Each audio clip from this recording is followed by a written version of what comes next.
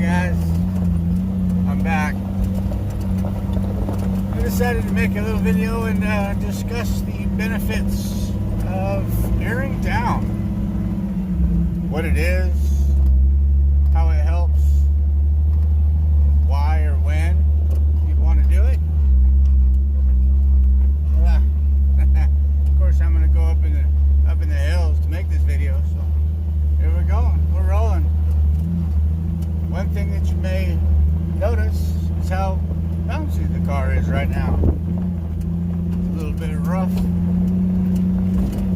So maybe that's a benefit. Maybe we'll talk about that. See you in a bit. So I want to talk a little bit more about airing down. Some things you need to pay attention to. One, how much you air down. This is going to be dependent on a couple of things. One thing it'll be dependent on is what size tire you're running, what width wheel or diameter you're running.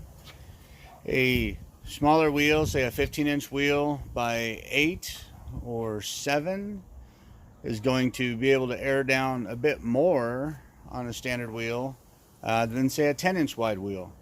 A 10-inch wide wheel with a 12.5-inch wide tire, it doesn't have quite the bead strength as a typical, say, 7 or 8-inch wide wheel. That's going to make a difference on how much you can air down without losing a bead, which is part of airing down. One of the not so best parts of airing down is you can lose a bead. If you're out in the rocks, you get a sharp rock, it just happens to hit you in the right side of the bead, slide down the sidewall of your tire, it can peel the tire right off your wheel, and then you have to learn how to reset a bead on the trail. That's a whole nother topic. We can talk about that someday.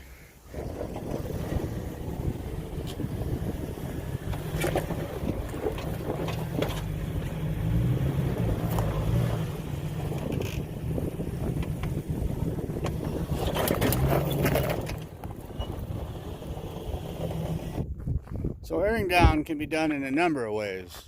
You can use tools, you can use a stick, you can use a sharp little finger if you happen to have one. I don't. I use one of these.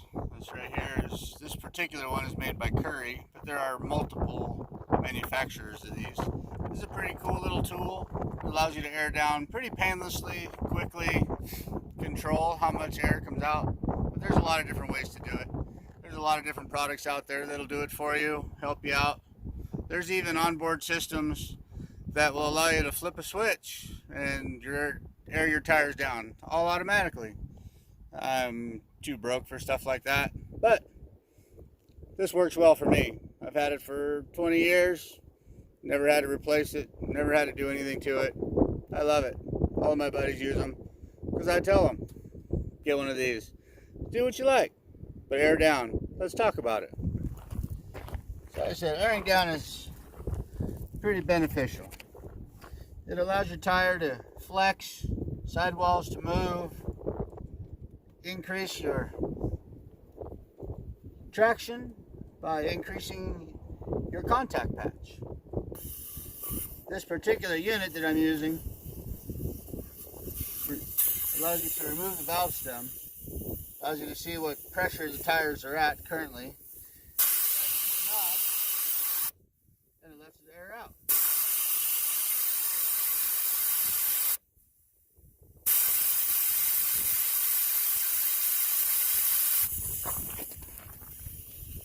I usually air down to about 10 psi.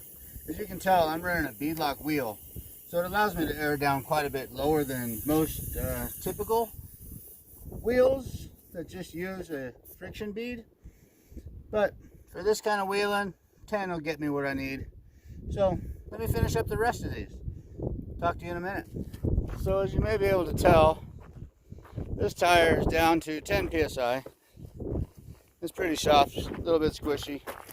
You can see the contact patch is a little bit wider, a little bit bulge on the inside of the sidewall there. This one's still at street pressure.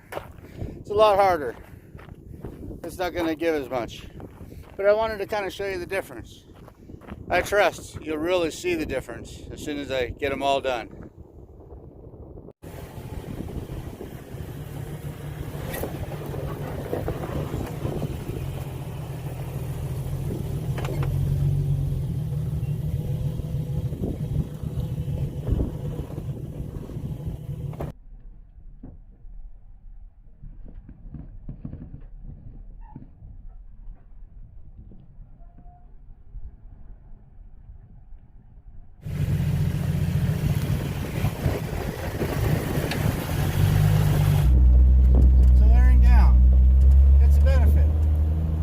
traction, softer, more comfortable ride, wider, longer contact patch in your tires on whatever obstacle you're trying to get over. It's a win. You should try it. If you don't want to try it, you should try it anyway. We're going to stop for a little view because it's a gorgeous day in my valley. It's home. Nevada's home. Gotta love it.